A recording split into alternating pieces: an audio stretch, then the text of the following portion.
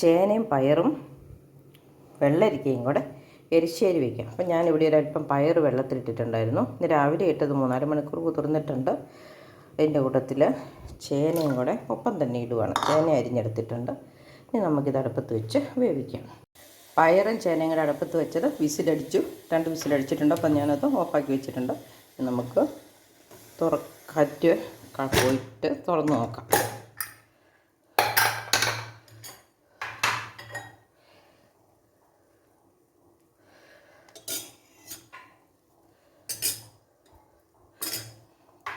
ചേനയും പയറും വെന്തിട്ടുണ്ട്.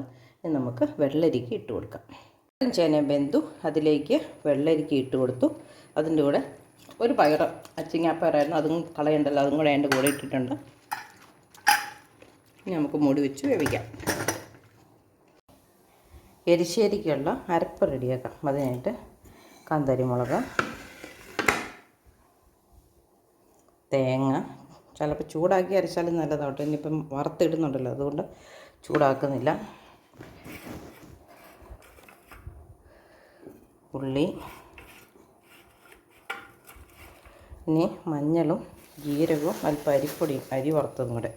ഇത് അരി വറുത്തത് ഇരിപ്പുണ്ടായിരുന്നു, അപ്പോൾ അരി വറുത്തത്, അല്പം ജീരകം, ഇത്രയും നമുക്കത് മഞ്ഞൾ ചേർത്ത് അരച്ചെടുത്തുകൊണ്ട് വരാം. മഞ്ഞളും ചേർത്തു. നമ്മുടെ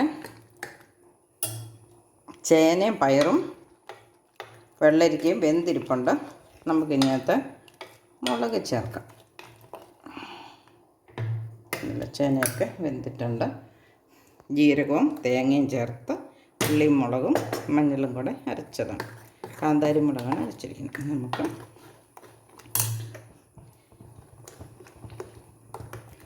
അല്പം കടുക് പൊട്ടിച്ച് തേങ്ങയും വറുത്തിട്ട് നമ്മുടെ എരിശ്ശേരി സൂപ്പറായിക്കോളും. അപ്പോൾ നമുക്കൊരല്പം കറിവേപ്പില ഇപ്പം അങ്ങ് ചേർക്കാം. ഇച്ചിരി കടുക് പൊട്ടിക്കുമ്പം ഒരിച്ചിരിയും കൂടെ ചേർക്കാം. ഇനി ഇതൊന്ന് പതുക്കെ തിളക്കട്ടെ. നമുക്കൊന്ന് ഉപ്പ് നോക്കാം. നല്ല ജീരകത്തിൻ്റെയും അരി വറുത്തതിൻ്റെയൊക്കെ നല്ലൊരു ടേസ്റ്റ് ഉണ്ട് കേട്ടോ. നല്ല സൂപ്പർ എരിശ്ശേരിയായിട്ടുണ്ട്.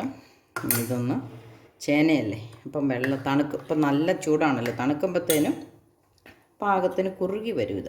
ഇപ്പം പാകത്തിനുണ്ട്, അതിത് കുറുകി വന്നോളും. ഇനി നമുക്കിതിന് ഇച്ചിരി കടുക് പൊട്ടിക്കാം.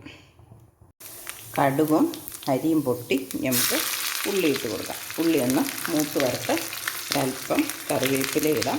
ഇനി നമുക്ക് തേങ്ങ ചിരണ്ടിയതും കൂടെ ഇട്ട് കൊടുക്കാം. തേങ്ങ ചിരകിയതും ഇട്ട് കൊടുത്തു. നമുക്കിത് നമ്മുടെ എരിശ്ശേരിക്കകത്തേക്ക് എടുത്തൊഴിക്കാം. ജീരകത്തിൻ്റെ ടേസ്റ്റ് കറിക്കുണ്ട്. ഇല്ലായിരുന്നെങ്കിൽ ഇതിനകത്തൊരല്പം ജീരകം കൂടെ നമുക്ക് വേണമെങ്കിൽ ടേസ്റ്റ് രുചി വന്നില്ലെങ്കിൽ ഇട്ട് കൊടുക്കാമായിരുന്നു. നമ്മുടെ വറവ് ഇവിടെ മൂത്ത് വന്നിട്ടുണ്ട്. നമുക്കിത് നമ്മുടെ എരിശ്ശേരിക്കകത്തേക്ക് ഒഴിക്കാം.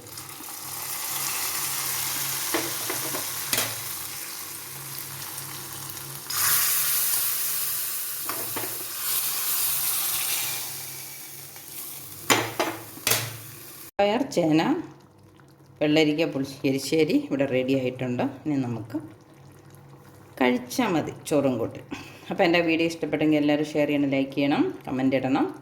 പുതിയൊരു വീഡിയോ ആയിട്ട് വരുന്നവരെ എല്ലാവർക്കും ബൈ.